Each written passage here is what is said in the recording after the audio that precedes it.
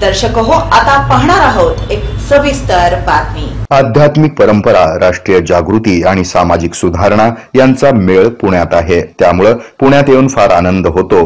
पुण्यातील प्रकृती आणि लोक याबद्दल आपुलकी वाटते। इथे काय आणखी सुधारणा करता येतील हे मी देवेंद्रजींना सांगत असते। ते देखील पुण्याकडे लक्ष देतात असं प्रतिपादन सामाजिक कार्यकर्त्या अमृता फडणवीस यांनी केलं।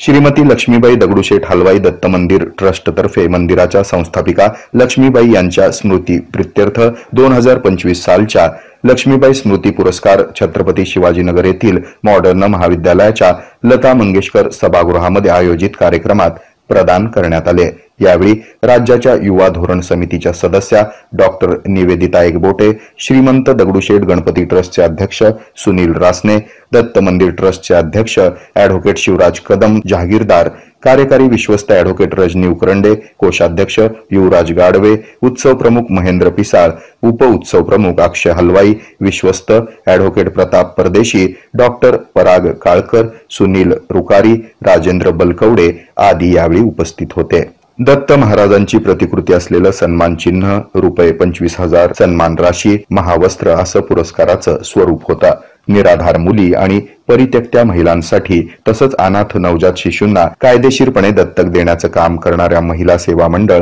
या संस्थेला तसंच लॅप्रोस्कोपिक शस्त्रक्रियेसाठी जगविख्यात ओबेसिटी तज्ञ डॉक्टर जयश्री तोडकर आणि विरूपित पाषाण शिल्पांना नव संजीवनी देणाऱ्या वज्रलेपनकार स्वाती ओतारी यांना पुरस्कार प्रदान करण्यात आला। महिला सेवा मंडळाच्या ज्येष्ठ विश्वस्त पुष्पा हेगडे यांनी पुरस्कार स्वीकारला।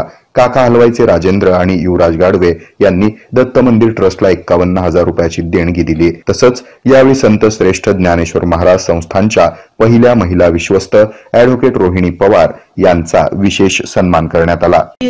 काम करत राहिलो पण कधी अपेक्षा केलं नाही की आपल्याला काहीतरी अवॉर्ड मिळायला पाहिजे आणि 84 वर्षांमध्ये ते पहिल्यांदा मला एक अवॉर्ड मिळतो आणि मला वाटतं याच्यापेक्षा मोठं पावतीच नाही आमच्या कामाला। कारण एक तर लक्ष्मीबाई दगडूशेठ ट्रस्ट इथं आणि परत गणपतीचा आशीर्वाद, त्यामुळे मला असं वाटतं की ह्याच्या पुढे आमची खूप चांगलं हे प्रकृती होणार आहे आमचं त्याच्यामध्ये। तर मी ट्रस्टचं अभिनंदन करते। आमच्या कामाची पावती दिली त्यांनी, खूप आनंद आहे। आमच्या संस्थेतर्फे, माझ्यातर्फे, सगळ्यांच्या तर्फे मी त्यांचं अभिनंदन करते आणि माझे 2 शब्द संपतो। आभार। ज्या श्री गुरुदत्ताचे दर्शन लहानपणापासून रोज घेत आले त्यांच्याकडून हा पुरस्कार रूपी कौतुकाचा वर्षा झाला, हे त्यांच्या अखंड आशीर्वादाचे स्वरूप आहे। मित्रमंडळी,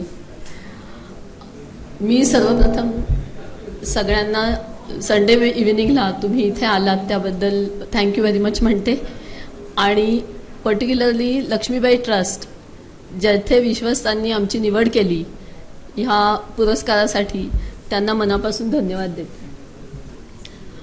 विशेष करून हा पुरस्कार घेताना मला खूप छान वाटतंय कारण लक्ष्मीबाई हलवाई या जवळजवळ 125 वर्षापूर्वीच्या एंटरप्रेन्योर लेडी आहेत आणि मला वाटतं की अशा पद्धतीची एक धैर्यवान व्यक्ती आणि ज्या व्यक्तींनी स्वतःचा ठसा उमटवला शतकानुशतकं पुढच्या पिढ्यांवर, त्या व्यक्तीच्या नावानं पुरस्कार मिळणं म्हणजे आम्हाला पण असं जाणवतंय की हा फार मोठा बहुमान आहे। विचारात घेऊन आपले पंतप्रधान मोदी सर यांनी पण मध्यंतरी जे डिक्लेअर केलं की बाबा या विषयावर तुम्ही काम करायला पाहिजे, तर मला वाटतं आजच्या दिवशी मी तुम्हाला सगळ्यांना एक आवाहन करते की आपण प्लेज करूयात, आपण एक मनामध्ये निश्चय करूयात की आम्ही पण स्वतः फिटनेसबद्दल जागरूक राहू, जेणेकरून आमची प्रॉडक्टिव्हिटी आयुष्यामधली खूप चांगली राहील याविषयी काम करू आणि समाजामध्ये या विषयाची जागरूकता करण्यासाठी मला वाटतं ताई तुमच्यासारख्या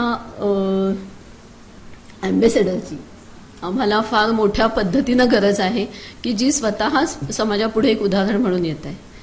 पुन्हा एकदा मी तुमचे धन्यवाद प्रकट करते आणि आहे तुमचं संत सेवालाल ज्या विषयावरचं गाणं अमृताताई प्रचंड सुंदर वाटलं आणि त्या विषयावरती तुम्ही टच केलं। हा विषय वेगळा होता, याला काही सामाजिक भान ठेवून त्यांनी ते गाणं तयार केलं।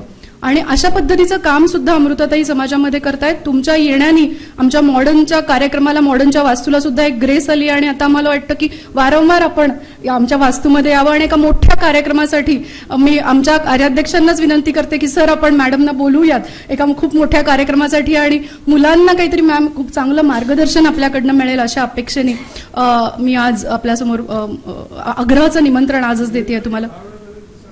हो, आदरणीय देवेंद्रजी 10 वेळा आपल्या संस्थेत आलेत असं सर मला सांगतात आणि आपण एकदाच आलाय तर आपली 9 वेळा येणं राहिलंय आता. त्यामुळे हो, या बिल्डिंगचा वास्तूचं योगायोग असं की आपण ज्या वास्तूमध्ये बसलोय त्या वास्तूचं उद्घाटनच मुळात देवेंद्रजींच्या हस्ते झालंय. त्यामुळे आपण याच वास्तूमध्ये आज विराजमान आहोत.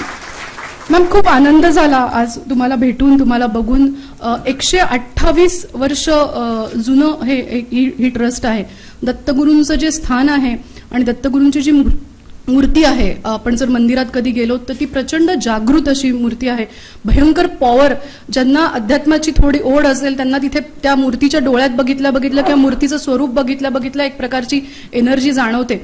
आणि दत्तगुरूंची काहीतरी वैशिष्ट्य आहे त्या मूर्तीमध्ये, काय माहीत नाही, पण त्याच्यात एक मॅग्नेटिझम आहे आणि ते मॅग्नेटिझम खेचून घेतं. आणि विश्वस्त मंडळाबद्दल मला असं वाटतं की तुम्ही फार लकी आहात.